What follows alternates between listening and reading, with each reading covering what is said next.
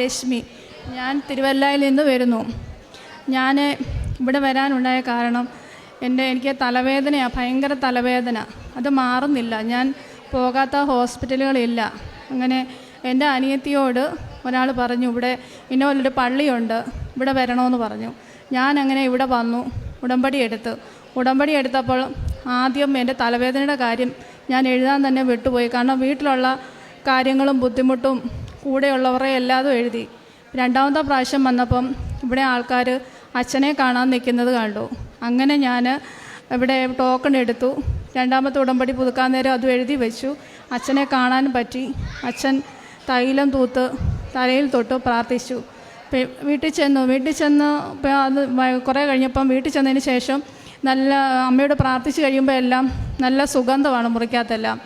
ഇപ്പോൾ കുറേ കഴിഞ്ഞപ്പോഴത്തേക്ക് എനിക്കൊരു പിറ്റേ ദിവസം വെയിൽ ഉറച്ചപ്പം ചെറിയൊരു ബുദ്ധിമുട്ട് പോലെ തോന്നി. അപ്പോഴും കുറച്ച് കഴിഞ്ഞപ്പോൾ ഞാനിങ്ങനെ അമ്മയുടെ കാര്യം മനസ്സിൽ ഓർത്തതേ ഉള്ളൂ. പെട്ടെന്ന് ആ മണം മുറിക്കകത്തെല്ലാം നിറഞ്ഞു. ആ വന്ന തലവേദന പിന്നെ ഈ നിമിഷം വരെ എനിക്കുണ്ടായിട്ടില്ല. 13 വർഷമായിട്ടാണ് ഞാനത് അനുഭവിച്ചുകൊണ്ടിരുന്നത്. പോകാത്ത ഹോസ്പിറ്റലുകളില്ല, ചെയ്യാത്ത ചികിത്സയില്ല. അവസാനം അവർ ഒത്തിരി ഓപ്പറേഷൻ വരെ പറഞ്ഞു. മൂക്കിന് വളവുണ്ട്, തലയ്ക്ക് എത്ര സ്കാൻ ചെയ്തെന്ന് പോലും എനിക്കറിയത്തില്ല. രണ്ടാമത്തെ സാക്ഷ്യം എന്ന് പറയുന്നത്, എനിക്ക് യൂട്രസിലൊരു മുഴയുണ്ടായിരുന്നു. അവിടെ ചെന്നപ്പോഴും ഇത് തന്നെ പറയുന്നത്, അത് പിന്നെ വലിയ മുഴയാണ്, നിങ്ങൾ ഓപ്പറേഷൻ ചെയ്തേ പറ്റത്തുള്ളെന്ന് പറഞ്ഞു. അപ്പോൾ ഡോക്ടർ മരുന്ന് കഴിക്കാൻ പറഞ്ഞു. മരുന്നും കഴിച്ചു. ഇവിടെ വന്ന് അതും പ്രാർത്ഥനയിൽ വെച്ചു. എന്തായാലും ഇവിടെ വന്ന് പിന്നത്തെ സ്കാനിങ്ങിന് ചെയ്തപ്പം അവർ നോക്കിയപ്പോൾ അങ്ങനെ അതിൻ്റെ യൂട്രസ് മുഴയുടെ ഒന്നുമില്ല അതിനകത്ത്. അതും അമ്മ എനിക്ക് സുഖപ്പെടുത്തി തന്നു. പിന്നെ അടുത്തത് 2024 പുതുവർഷം പറഞ്ഞപ്പോൾ ഞാൻ രാവിലെ ആഗ്രഹിച്ചു, അമ്മ മാതാവ് ഒന്ന് വന്നിരുന്നെങ്കിൽ, എൻ്റെ വീട്ടിൽ 1-ാം തീയതി വന്നിരുന്നെങ്കിൽ എന്ന് ഞാൻ ആഗ്രഹിച്ചു പോയി. അപ്പം അങ്ങനെ മനസ്സിൽ ആഗ്രഹിച്ചിട്ട് ഞാൻ വീടിനുള്ളിലേക്ക് കയറിയപ്പം പെട്ടെന്ന് ഒരു അമ്മ വാതിൽക്കൽ വന്നിട്ട് വിളിച്ച്, മോളെ ഞാൻ പെട്ടെന്ന് തിരിഞ്ഞു നോക്കി, എൻ്റെ കണ്ണ് നിറഞ്ഞു പോയി. അപ്പോൾ എന്നോട് പറഞ്ഞു, മോളെ എൻ്റെ ഭർത്താവ് സുഖമില്ലാതെ പരുമല ഹോസ്പിറ്റലിൽ കിടക്കുകയാണ്, എനിക്ക് എന്തെങ്കിലും തരണമെന്ന് പറഞ്ഞു. ഞാൻ എൻ്റെ ഓടിച്ചെന്ന് കയ്യിലുണ്ടായിരുന്ന പൈസ എല്ലാം എടുത്ത് ഉള്ളതിലൊരു വിധം അമ്മയ്ക്ക് കൊടുത്തിട്ട് ഞാൻ മുറിക്കകത്ത് കയറി വന്ന് മാതാവിനോട് നന്ദി പറഞ്ഞു. ഞാൻ തിരി കത്തിച്ചപ്പോൾ എനിക്കറിയത്തില്ല, മുറിക്കകത്ത് ഭയങ്കര മുല്ലപ്പൂവിൻ്റെ മണം. അപ്പോൾ എനിക്ക് മനസ്സിലായി, ഞാൻ വിളിച്ചപ്പോൾ തന്നെ എൻ്റെ അമ്മ എൻ്റെ അടുത്ത് വന്നെന്ന് എനിക്ക് പൂർണ്ണമായിട്ടും ബോധ്യപ്പെട്ടു. പിന്നെ എൻ്റെ അമ്മയ്ക്ക് സുഖമില്ലാത്ത ഒരാളാണ്, കരൾ രോഗിയാണ്. അമ്മയ്ക്ക് അസുഖം ഇടയ്ക്കിടയ്ക്കുള്ള സ്കാനിങ്ങിനും കാര്യങ്ങൾക്കൊക്കെ പോകുന്നുണ്ട്. ഈ തൈലം തൂത്ത് പ്രാർത്ഥിച്ചതിന് ശേഷം കരളിന് അസുഖം കൂടുന്നുമില്ല, കുറയുന്നുമില്ല, കുഴപ്പമില്ലാത്ത രീതിയിൽ ഇപ്പം പോയിക്കൊണ്ടിരിക്കുന്നു. പിന്നെ ഞാൻ പ്രേക്ഷിത പ്രവർത്തനങ്ങൾ ചെയ്യുന്നത്, പത്രം കൊടുക്കും. അത് കൂടാതെ രാവിലെ ആഹാരം ഉണ്ടാക്കുമ്പം ഉണ്ടാക്കുന്ന കൂട്ടത്തിൽ എന്നെ കൊണ്ട് പറ്റുന്ന 10 പൊതി അല്ലെ 8 പൊതി എന്നേക്കാൾ കൊണ്ട് കഴിയുന്നത് ഞാൻ അതുകൊണ്ട് കൊടുത്തിട്ടാണ്. ഞാനൊരു അക്ഷയ സെൻറ്ററിലാണ് വർക്ക് ചെയ്യുന്നത്. അവിടെ ഭയങ്കര തിരക്കായിരിക്കും. എന്നാലും രാവിലെ ഇത് കൊടുത്തതിന് ശേഷമേ പോകത്തുള്ളൂ. അഥവാ താമസിച്ചാൽ ഉച്ചയ്ക്ക് ഭക്ഷണം കഴിക്കുന്നതിന് മുമ്പ് ഗവൺമെൻറ് ഹോസ്പിറ്റലിലാണ് കൊണ്ടു കൊടുക്കുന്നത്. അവിടെ കൊടുത്ത് കുറച്ച് നാൾ കൊടുത്തപ്പോഴത്തേക്ക് അവർ പറഞ്ഞു, ഇവിടെ ഒരാൾ കണ്ടിട്ട് പറഞ്ഞു, അങ്ങനെ കൊടുക്കാൻ പറ്റത്തില്ല, രോഗികൾക്കൊക്കെ ഇപ്പം ഇവിടുന്ന് ഫുഡ് കൊടുക്കുന്നുണ്ട്, അതുകൊണ്ട് പറ്റത്തില്ലെന്ന് പറഞ്ഞു. അപ്പോൾ ഒരു മനസ്സിന് പ്രയാസമായിപ്പോയി. എന്നാലും അടുത്തുള്ള പള്ളിയുണ്ട്, അവിടെ അടുത്ത പള്ളിയുണ്ട്.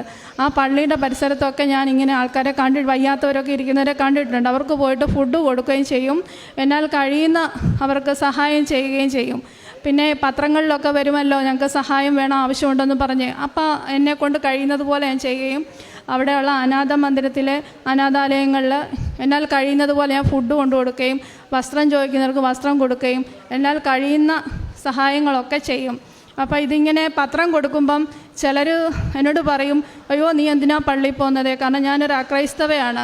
പറയോ പള്ളിയിൽ ചെല്ലല്, പള്ളിയിലോട്ട് എന്നാൽ അച്ഛൻ പിടിച്ചങ്ങ് മതം മാറ്റും. ഞാൻ പറഞ്ഞ അച്ഛൻ അങ്ങനെ ഒരിക്കലും പറയത്തില്ല. അച്ഛൻ പറഞ്ഞിരിക്കുന്നത് മനസ്സ് മാറ്റണം എന്ന് പറയും. മനസ്സിൻ്റെ നന്മ മാത്രമേ പറയുന്നുള്ളൂ, എന്നാലേ മനുഷ്യനായിട്ട് ജീവിക്കാൻ പറ്റത്തുള്ളൂ. എന്നേക്കാൾ പ്രായമുള്ളവരായിരിക്കും പറയുന്നത്. ഞാൻ അങ്ങനെ അവരെ പറഞ്ഞ് മനസ്സിലാക്കും. പിന്നെ ഞാൻ പത്രം കൊടുത്തത് വഴി ഇവിടെ വന്ന് ഒരു 10 പേരല്ല അതിൽ കൂടുതൽ ആൾക്കാർ ഇവിടെ വന്നു ഉടമ്പടി എടുക്കുകയും ചെയ്യും. വന്നിട്ട് എന്നെ വിളിച്ച് പറയുന്നുണ്ട്, സൗഖ്യമാകുന്നവരും പറയുന്നുണ്ട്. പിന്നെ പ്രാർത്ഥനയ്ക്കാണെങ്കിൽ ഓരോരുത്തർ പറയും എനിക്ക് വേണ്ടി പ്രാർത്ഥിക്കണം എന്ന് പറഞ്ഞ് പറയുമ്പോൾ പിറ്റേ ദിവസം അവർ വിളിച്ച് പറയും പ്രാർത്ഥിച്ച കാര്യങ്ങൾ ഞങ്ങൾക്ക് നന്നായിട്ട് വന്നു. അപ്പം ഞാൻ മാതാവിനും തിരുക്കുമാരനും അന്നപ്പോൾ അവിടെ തന്നെ സ്തുതി പറയും. അതുകൊണ്ടൊക്കെ എന്നെ ഹോസ്പിറ്റലിൽ ചെന്നപ്പം അവിടെ ഒരു മുസ്ലിം സഹോദരി ആ കുഞ്ഞിന് വയ്യാഴികയായിട്ട് വന്നു. എന്നോട് എൻ്റെ മോളെ അപ്പൻഡിക്സിൻ്റെ ഓപ്പറേഷനാണ്, അറിയത്തില്ല അപ്പൻഡിക്സ് ആണെന്ന് തോന്നുന്നു, ഭയങ്കര വേദനയാണെന്ന് പറഞ്ഞു. അപ്പം ഞാൻ ഇവിടെ പ്രാർത്ഥിക്കുന്ന കാര്യങ്ങളൊക്കെ പറയുന്നത് കേട്ടപ്പോൾ എന്നോട് ചോദിച്ചു, ഞാൻ ആദ്യമായിട്ടാണ് ഈ മാതാവിനെക്കുറിച്ച് കേൾക്കുന്നത്, എന്നെ എൻ്റെ കുഞ്ഞിനെ തൊട്ടൊന്ന് പ്രാർത്ഥിക്കുമോ എന്ന് ചോദിച്ചു. ഞാൻ പറഞ്ഞു ഞാൻ തൈലം തൂത്ത് പ്രാർത്ഥിച്ചോട്ടെ എന്ന് ചോദിച്ചു. പ്രാർത്ഥിച്ചോളാൻ പറഞ്ഞു. പ്രാർത്ഥിച്ചപ്പോൾ ഞാൻ ദിവസവും ചോറും കൊണ്ട് പോകുന്നുണ്ട് അവിടെ. അപ്പോൾ പിറ്റേ ദിവസം ചോറും കൊണ്ട് ചെന്നപ്പോൾ അവരെന്നെ കാത്തു നിൽക്കുക. എന്നിട്ട് പറയാം, മോളെ ഇന്നലെ സ്കാൻ കഴിഞ്ഞു, ഒരു കുഴപ്പവുമില്ല, ചെറിയ എന്തോ ഒരു ഇൻഫെക്ഷനേ ഉള്ളായിരുന്നു കേട്ടോ എന്ന് പറഞ്ഞു. അത് കേട്ടപ്പോൾ തന്നെ എനിക്ക് സന്തോഷമായി. അവർ മാതാവിന് സ്തുതി പറഞ്ഞു, പത്രം കൊടുത്ത് അവർ വായിച്ചു. അവർ പറഞ്ഞു ഞങ്ങൾ പള്ളിയിൽ പോകുമെന്ന് പറഞ്ഞു. അത് കേട്ടപ്പോൾ തന്നെ മനസ്സിന് ഭയങ്കര സന്തോഷമായി. എന്നാൽ കഴിയുന്ന രീതിയിൽ ഞാൻ എല്ലാം പ്രേക്ഷിത പ്രവർത്തനങ്ങൾ ചെയ്യുകയും കൂടെ വരുന്നവരെയും എല്ലാവർക്കും വേണ്ടി പ്രാർത്ഥിക്കുകയും പറ്റുന്നത് കൂട്ടെല്ലാം ഞാൻ ചെയ്യുന്നു. എനിക്ക് ഇത്രയും അനുഗ്രഹങ്ങൾ തന്ന എൻ്റെ മാതാവിനും തിരുക്കുമാരനും കോടാനുകോടി നന്ദി ഞാൻ പറയുന്നു. നിങ്ങൾ എന്നിൽ വസിക്കുകയും എൻ്റെ വാക്ക് നിങ്ങളിൽ നിലനിൽക്കുകയും ചെയ്യുന്നെങ്കിൽ ഇഷ്ടമുള്ളത് ചോദിച്ചു കൊള്ളുക. യോഹന്നാൻ 15-7 അധ്യായം 7 തിരുവചനമാണ്. വിശുദ്ധ ബൈബിൾ നമ്മോട് അരുളി ചെയ്യുന്നത് പോലെ തൻ്റെ വാക്ക് ആരിൽ നിലനിൽക്കുന്നുവോ, ആര് ഈശോയിൽ വിശ്വസിക്കുന്നുവോ, ആര് ഈശോയിൽ നിലനിൽക്കുന്നുവോ അവരിലേക്ക് ഈശോ ഒഴുകി ഇറങ്ങുകയാണ്. കൃപകളായി തൻ്റെ വരദാനങ്ങൾ ആ വ്യക്തികൾക്ക് കൊടുക്കുകയാണ്. അതിന് ആരെന്നില്ല, ദേശകാല അടിസ്ഥാനങ്ങളൊന്നുമില്ല, അതുപോലെ ജാതി മതഭേദങ്ങളില്ല. തന്നെ സ്നേഹിക്കുന്നവരെ സ്നേഹിക്കുന്ന ഈശോയെ നമുക്ക് കാണുവാൻ കഴിയുന്നു ഓരോ ഉടമ്പടി അനുഭവ സാക്ഷ്യങ്ങളിലൂടെയും. ഇവിടെ രശ്മി എന്ന ഈ മകൾ തൻ്റെ സാക്ഷ്യത്തിൽ തനിക്ക് വർഷങ്ങളായുണ്ടായിരുന്ന തലവേദന, അതിന് ചെയ്യാത്ത മരുന്നുകളില്ല എന്നാണ് പറയുക.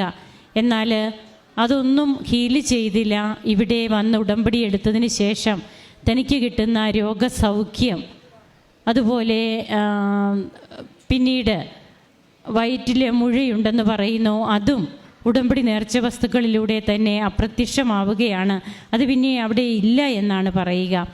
അങ്ങനെ തൻ്റെ ജീവിതത്തിൽ ഈ മകൾക്ക് കിട്ടിയ കൃപകളെല്ലാം പറഞ്ഞുകൊണ്ട് കാരുണ്യ പ്രവർത്തികളും പ്രേക്ഷിത പ്രവർത്തനവും നടത്തുമ്പോൾ അതത്ര ഈസി ആയിരുന്നില്ല എന്നും നാം കേട്ടു. ഈശോയ്ക്ക് വേണ്ടിയിട്ട് നാം ഈശോയെ മറ്റുള്ളവരെ അറിയിക്കുവാനായിട്ട് ഇറങ്ങിത്തിരിക്കുമ്പോൾ സ്റ്റാറ്റസ് ഡി പ്രൊമോഷൻ, തന്നെ ശൂന്യനാക്കിയ ഈശോയോട് താതാത്മ്യപ്പെടുകയാണ്. അതാണ് ഉടമ്പടിയിൽ സ്റ്റാറ്റസ് ഡി പ്രൊമോഷൻ എന്ന് പറയുക. അപ്പോൾ അങ്ങനെ നമുക്ക് കിട്ടുന്ന എല്ലാം ദൈവേഷ്ടമായിട്ട് കരുതിക്കൊണ്ട്, ദൈവഹിതമായിട്ട് കരുതിക്കൊണ്ട്, എന്തു വന്നാലും ഞാൻ എൻ്റെ ഈശോയ്ക്ക് വേണ്ടിയിട്ടാണല്ലോ ചെയ്യുന്നത്, ഞാനിതിൽ നിന്ന് പിന്തിരിയില്ല, ആ മനസ്സാണ്, ആ ഒരു ചിന്തയാണ് ഈ മകളെ കൊണ്ട് പറയിപ്പിച്ചത് ഇവിടെ വരുന്നത് മനസ്സ് മാറ്റാനാണ് എന്ന്. അതായത് നമ്മിൽ തന്നെ വരുന്ന ഒരു മാനസാന്തരം, നമ്മുടെ ജീവിത രീതികളോട് നാം തന്നെ ഇനി പലതും നോ എന്ന് പറയുന്ന ഒരവസ്ഥ, അതിന് പിന്നീട് പലതും കൂട്ടിച്ചേർക്കപ്പെടുന്ന അവസ്ഥ. നോ പറയുക മാത്രമല്ല, പല കാര്യങ്ങളും നാം കൂട്ടിച്ചേർക്കുകയാണ്, പല പുതിയ കാര്യങ്ങളും നന്മ പ്രവൃത്തികൾ ചെയ്യുവാൻ. അതൊക്കെയാണ് നമുക്ക് സാക്ഷ്യങ്ങളായിട്ട് പിന്നീട് കൃപകളായിട്ട് കിട്ടി സാക്ഷ്യങ്ങളായിട്ട് നമുക്ക് പറയുവാൻ സാധിക്കുക. അങ്ങനെ വിശുദ്ധ ഗ്രന്ഥത്തിൽ പറയുന്നത് പോലെ നിങ്ങൾ എന്നിൽ വസിക്കുകയും എൻ്റെ വാക്ക് നിങ്ങളിൽ നിലനിൽക്കുകയും ചെയ്യുന്നെങ്കിൽ ഇഷ്ടമുള്ളത് ചോദിച്ചു കൊള്ളുവാൻ ഈശോ പറയുകയാണ്. നാം എന്ത് ചോദിച്ചാലും അവിടുന്ന് നൽകുവാൻ തയ്യാറാണ്. ഒരു കണ്ടീഷനേ ഉള്ളൂ, നാം അവിടുന്നിൽ വസിക്കണം. നമുക്ക് കരങ്ങളടിച്ച് ഈശോയ്ക്കും അമ്മയ്ക്കും നന്ദി പറയാം, ദൈവത്തെ ആരാധിക്കാം, മഹത്വപ്പെടുത്താം. അത്യപൂർവ ദൈവാനുഭവങ്ങൾ ഇനി നിങ്ങൾക്കും സ്വന്തം. ഈ യൂട്യൂബ് ചാനൽ ഇതുവരെ സബ്സ്ക്രൈബ് ചെയ്തിട്ടില്ലെങ്കിൽ ഇപ്പോൾ തന്നെ സബ്സ്ക്രൈബ് ചെയ്യുക. ഈ വീഡിയോ ഇപ്പോൾ തന്നെ നിങ്ങളുടെ സുഹൃത്തുക്കൾക്ക് ഷെയർ ചെയ്തുകൊണ്ട് കർത്താവിന്റെ പ്രേക്ഷിതരാകുക.